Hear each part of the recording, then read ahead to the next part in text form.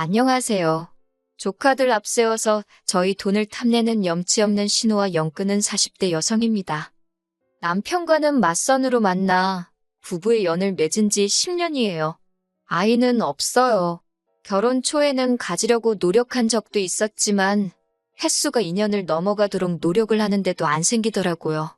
남편이 자기는 아이를 안 좋아한다며 없어도 괜찮다는 말로 저를 위로했지만 저는 도무지 납득할 수가 없었기에 병원을 찾았네요.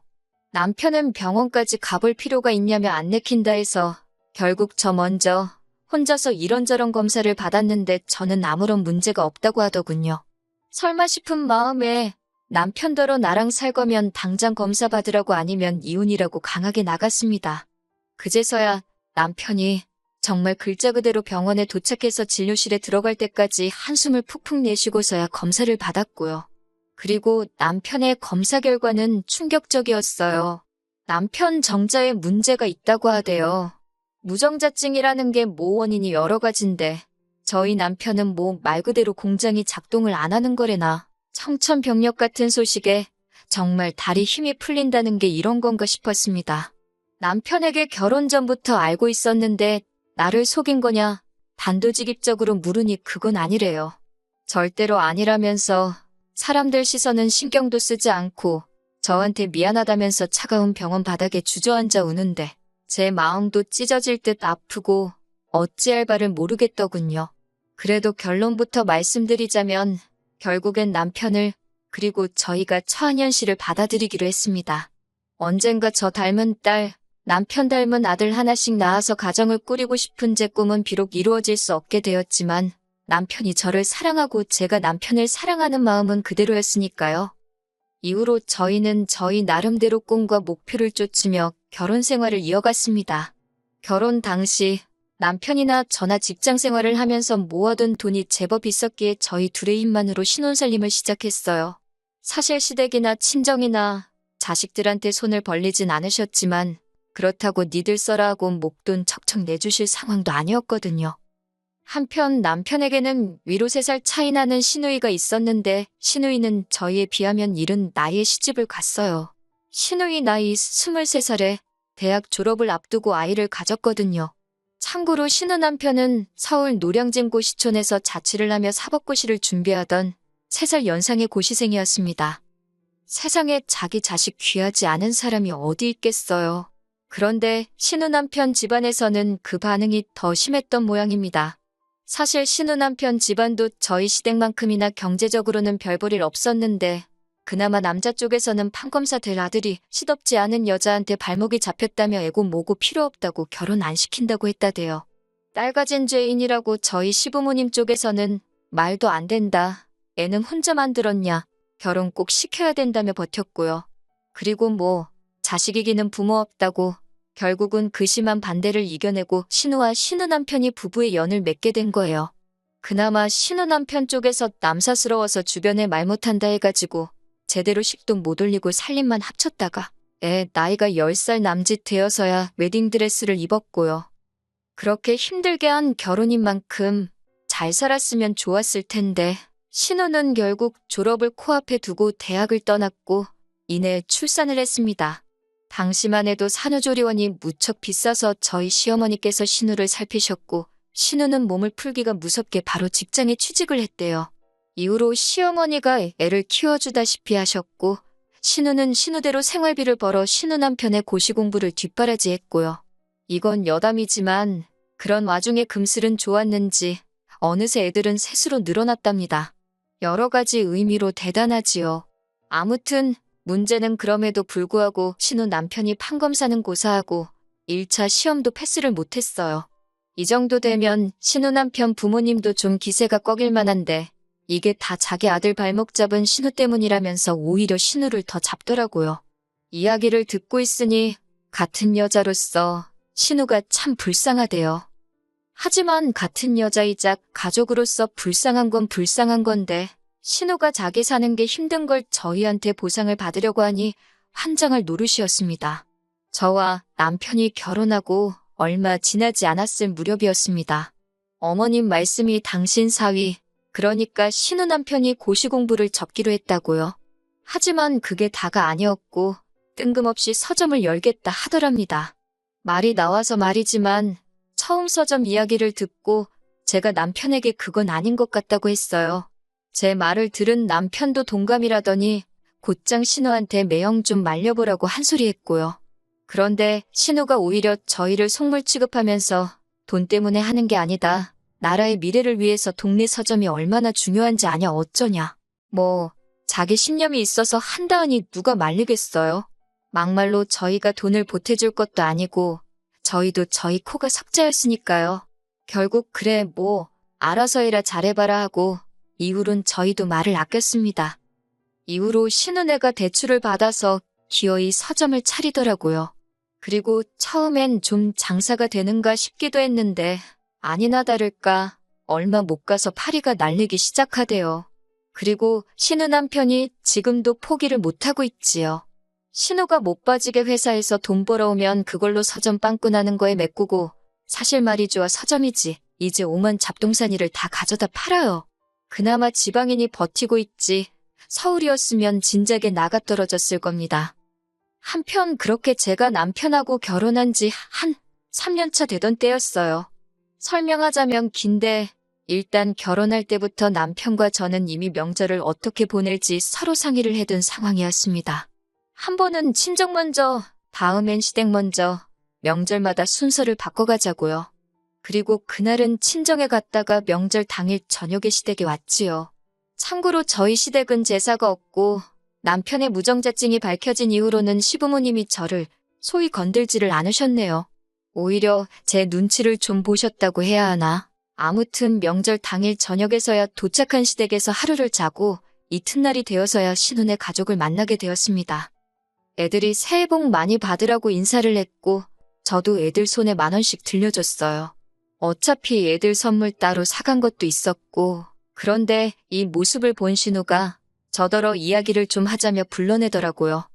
솔직히 신우에 대해서는 진작부터 안타깝고 그런 마음도 있었지만 동시에 관계가 관계인지라 어렵고 불편했어요.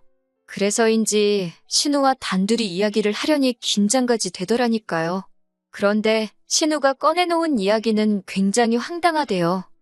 저더러 불편해하지 말고 들으라더니 저번에도 자기 애들한테 10,000원 주지 않았냐면서 왜 매번 애들 용돈으로 10,000원을 주냐고 10년 전 이야기임을 감안해도 그 나이대 애들한테 10,000원이 적다고는 생각하지 않았거든요. 그리고 돈을 애한테 10,000원 줬을 뿐이지 매번 옷이며 신발이며 과자며 안 해준 게 없어요. 말이 나와서 말이지만 가족들끼리 모여서 외식을 해도 돈은 항상 저희가 냈고 명절이고 어머님 아버님 생신 때도 저희 부부만 용돈을 챙겨드렸습니다. 하다못해 신우 생일 때도 빠듯하게 사는 게 안쓰러워서 제가 따로 30만 원씩 챙겨줬고요. 그런데 애들 용돈이 적다는 걸로 지적을 받는다는 게 황당하더라고요. 이런 제 속을 아는지 모르는지 신우는 계속해서 자기 하고 싶은 말만 이어갔는데 한다는 말이 요새 애들도 돈 좋아하고 5만 원짜리는 더 좋아한대요. 그리고 어차피 애들은 금방 크니까 쓸데없는 물건 사오지 말고 그거 다 현금으로 계산해서 달라나요? 마치 연속으로 뺨이라도 맞은 듯 정신이 하나도 없었습니다. 하지만 신우는 저녁에 잃지 않고 그놈의 기분 나쁘게 듣지 말라는 소리와 함께 자기 동생 그러니까 제 남편이 저랑 결혼하기 전에는 그렇게 조카들한테 각별히 잘했는데 저랑 결혼하고 나니까 딱 바뀌었답니다. 그러면서 덧붙이기를 어머님께 들었는데 저희는 이제 애 키울 일도 없고 따로 돈 들어갈 곳은 없지 않냐 그러는 거예요. 하지만 조카는 셋이나 있으니 얼마나 다행이냐면서 조카들도 자식들이다 생각하고 신경 좀 써달래요. 그러더니 절 보면서 죽으면 그 돈 다 짊어지고 갈 거 아니잖아. 그러는데 진짜 신우만 아니었으면 얼굴에 침이라도 뱉었을 겁니다. 정말이지 지금이야 애 없이 사는데 익숙해지고 무던해졌지만 그때는 정말 신우가 하는 말 한마디 한마디가 제 심장을 후벼 파는 것 같았어요. 결국 집에 오는 길에 차 안에서 펑펑 울었습니다. 남편더러 해주고도 욕먹는 것도 억울하지 않냐. 그리고 뻔히 당신 때문에 애 못 갖는 거 알면서 어떻게 나한테 그런 소리를 하느냐고. 그리고 무엇보다 당신은 그런 신우한테 나한테 그런 말 하지 말라 소리도 못하는 천치냐고. 남편한테 그렇게 큰 소리를 낸 건 그때가 처음이었지요. 조금 과장해서 남편이 무정자증임을 알았을 때보다 더 어이없고 더 화가 났다니까요. 남편도 남편대로 자기 누나인 신우한테 꽤나 열이 받았던 모양이 돼요. 결국 남편과 신우가 크게 다투었고 이후로 남편은 시조카들을 만나게 되더라도 이따금씩 5만 원 안쪽으로 용돈을 주는데 그쳤고 선물을 해준다던가 밥값을 내준다던가 소위 호구짓은 안 하더라고요. 그리고 그렇게 몇 년을 살다가 얼마 전 신우와 다시 부딪히게 되었습니다. 참고로 신우는 여전히 사는 게 그저 그래요. 신우에게 전화가 왔는데 하는 말이 큰애가 이번에 수도권에 있는 대학에 합격을 했다고요. 뭐 달리 해줄 말이 뭐가 있겠어요? 어쨌든 힘든 시절 다 보내고 이제 대학생이 된다 하니 기특했고 외숙모로서 축하한다고 했지요. 그러자 신우가 이번에도 맨입으로 그러는 거예요. 황당했지만 속으로 한 50만 원 정도 주면 되나 그러고 생각하는데 신우가 덧붙이기를 그동안 조카들 용돈도 거의 안 줬으니 돈 많이 모았지 않냐고 그래요.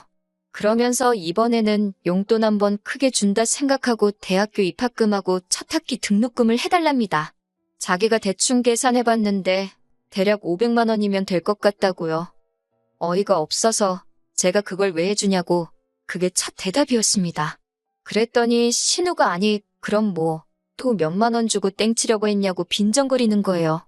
제가 10,000원을 주건 100만 원을 줬건 그건 주는 제 마음 아니냐 했습니다.